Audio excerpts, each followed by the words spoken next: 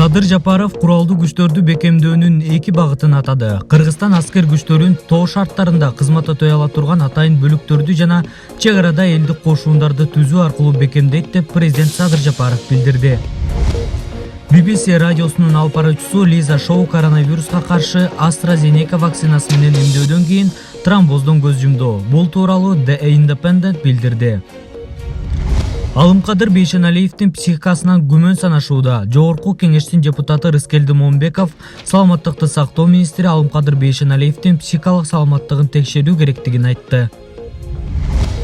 Чолпон Атада сөөгү табылган жумгалдык бала өлүмүнүн себебин түшүндүрүп кеткен. Өспүрүм лейкемияга, кан пайда кылуу системасынын шишик оорусу кабылганын билгенден кийин апасына мындай оору менен жашай албастыгын билдирип СМС кат жөнөткөн. Аскар Акаев 9 тородогу макмалдан 2 тонна таза алтын алып чыгып кеткен. Бул тууралуу Кеткен областынын мурдагы губернатору Айбалаев жергиликтүү маалымат булактарына билдирди. Кыргызстан аскер күчтөрүн тоо шарттарында кызмат өтөй ала турган атайын бөлүктөрдү жана чек арада элдик кошуундарды түзүү аркылуу бекемдейт. Бул тууралуу 29-майда президент Садыр Жапаров Кыргызстандын аскер кызматкерлерин жана ардагерлерин Куралдуу күчтөр күнүнө карата куттуктоосунда айтты. Биз эки багытка көңүл бурушубуз кажет. Биринчиден, армияны тоо шартында аскердик иш-аракеттерди жүргүзүү үчүн толук даярдалган жана техникалык жактан жабдылган атайын бөлүктөр принциби боюнча уюштуруу. Экинчиден, чек ара аймактарында жашаган калктын мобилизациялык жогорку даярдыгын камсыз кылуу жана аскердик коркунучтарга, кол салууларга каршы олуттуу күчтөрдү топтоо үчүн элдик кошуундарды түзүүгө өтүү, деди Жапаров.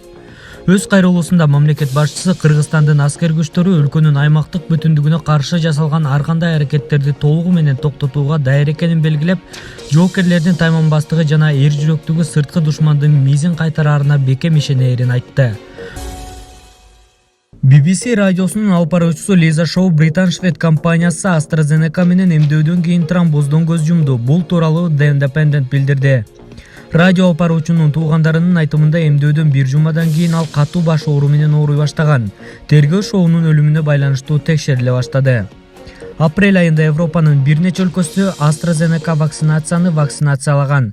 Бейтаптарда тромбоз аныкталгандыгына байланыштуу токтотуп же тыюу салган. Ошол эле учурда вакцинаны жаратуучулары анын коопсуздугун талап кылышууда.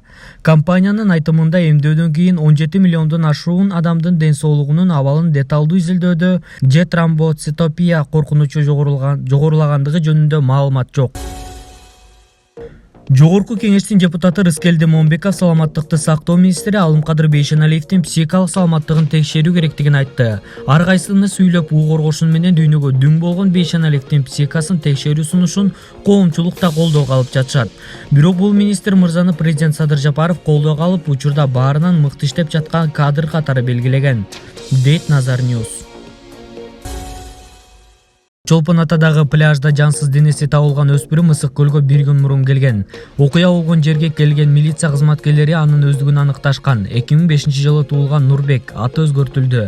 Нарын облусунун Жумгал районунан экени белгилүү болгон.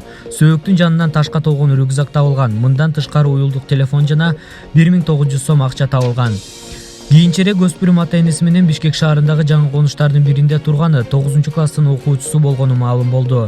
Баланын ата-энеси бир нече күн мурун Нурбек анализге кан тапшырганын айтышкан.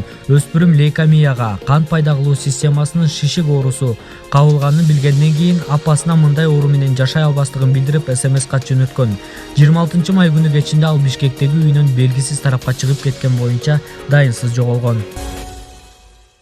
Кыргызстандын мурдагы президенти Аскар 9 тородогу макмал голд компаниядан 2 тонна алтын алып кеткенби? Бул суроонун жообун Кеткен областынын мурдагы губернатору Айбалаев жергиликтүү маалымат булактарына билдирди.